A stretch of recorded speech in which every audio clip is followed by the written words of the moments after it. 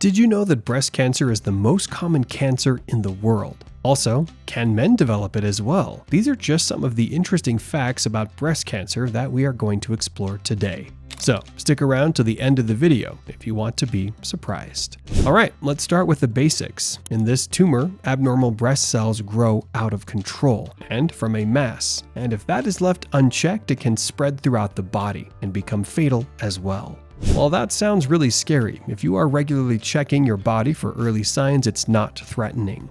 This is because at this stage, they can be successfully treated since they haven't spread to the nearby lymph nodes. This is why women are taught how to perform regular self-exams, and you should pay attention to the left one since it's more likely to develop than the right side. But did you know that studies have shown that these exams might not be necessary? According to them, it's more important to stay aware of how your breasts look and feel. If you notice changes, report them to your doctor without delay. This works just as well as doing a formal breast exam. Now, if you have female relatives who've had breast cancer, you'd be pretty scared. But don't worry too much since studies have also shown that family history isn't always a factor. Most people who've been diagnosed with it have no family history of the disease. Only about 5 to 10% of cases are linked to inherited genetic mutations, like BRCA1 or BRCA2. But if there's a male relative who's had it, then you should probably talk to your doctor about genetic testing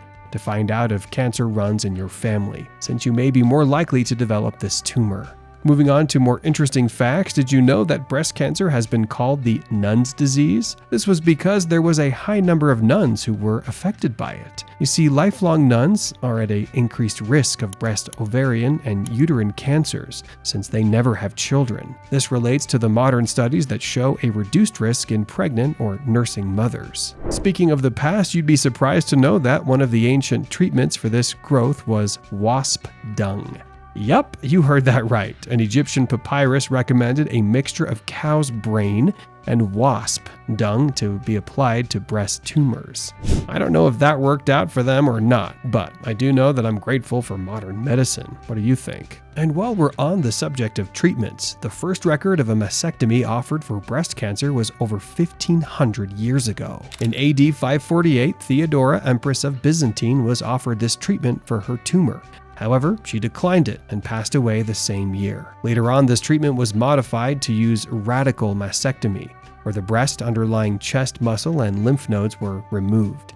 This became a standard operation to treat breast cancer up until the 1960s, after which there has been significant progress, and the treatments aren't that invasive. As the years went by, October became the Breast Cancer Awareness Month for the first time in 1985. Since then, this month has aimed to promote mammography as the best weapon in the fight against breast cancer. In 1992, Alexandra Penny, editor-in-chief of Self magazine, wanted to put the magazine's second annual Breast Cancer Awareness Month issue over the top. She did this by creating a ribbon and enlisting the cosmetic giants to distribute them in New York City stores. That's where the pink ribbon comes from. Coming to recent times, the International Agency for Research on Cancer has concluded that women who worked night shifts for 30 years or more were twice as likely to develop breast cancer. Does that mean you should be worried if you have a night job? The answer is no, because there was no link found between higher breast cancer risk and periods of night work that were shorter than 30 years. So there might be other factors at play as well. Lastly, did you know that this tumor isn't restricted to humans? It can affect cats and dogs as well. While more dogs are diagnosed with it, cats have it more aggressively, meaning that it's more dangerous for them. That's it for this video. What do you think about these facts? And do you know any other related facts that might be interesting as well? Or do you have any personal experiences that you'd like to share? Let us know in the comments below. And if you enjoyed the video, give it a thumbs up and subscribe to the channel for more health tips.